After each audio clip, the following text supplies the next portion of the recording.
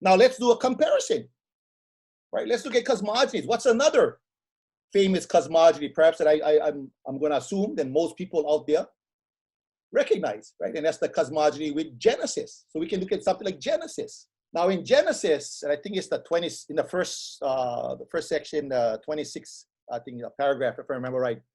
It talks about 28. Yeah, 28.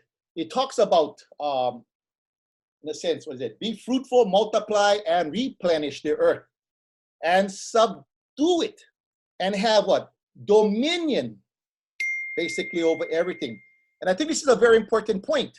That language of dominion, what does the word dominion mean?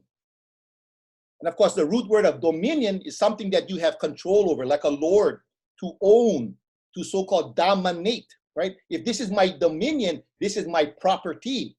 Everything is for my use, and in fact, my ownership. So from the foundations, even of the Judeo-Christian ideas, and more importantly, how it applies to today, in today's world, yeah, in this kind of settler colonial world, in what we would say in Hawaii, the haole world, or the Euro-American Western world. This idea that everything around us, the so-called environment, all the biota, all the life forms, are something that we should dominate, that we in fact are like the lords and kings over everything around us. That is a particular narrative, that's a particular story, a mythology, a cosmogony that lives to this day.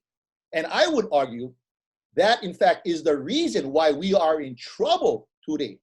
The reason in fact we have a crisis like global warming or climate change or pollutions in the ocean or the destruction of forest lands and the pollution of the waterways is due to that mentality, in fact, that everything around us is to serve our needs. Now, in the Hawaiian cosmogony, it's very different. I'm going to get kind of right into it right now. That everything around us, in fact, is familial, and that's the word we use, right? It's genealogically connected. So when we look at the kumulipo, right, it begins with the cosmos, the creation of the stars themselves. And we think in Hawaiian sense, genealogically, when Hawaiians said that the stars are our ancestors, this is not some kind of like,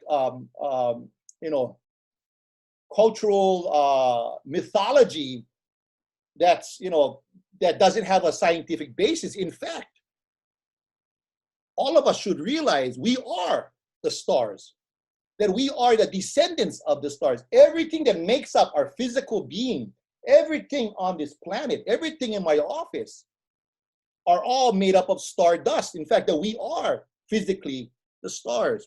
So our ancestors even understood that the world around us is related to us.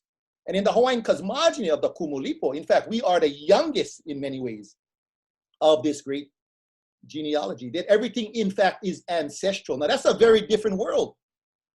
Think in comparison, right? If we looked at the idea of having dominion of everything out there is for our use. So what you see going on in the world today are really two separate philosophies of survival, two separate philosophies of how we exist upon this planet, or what we call Earth.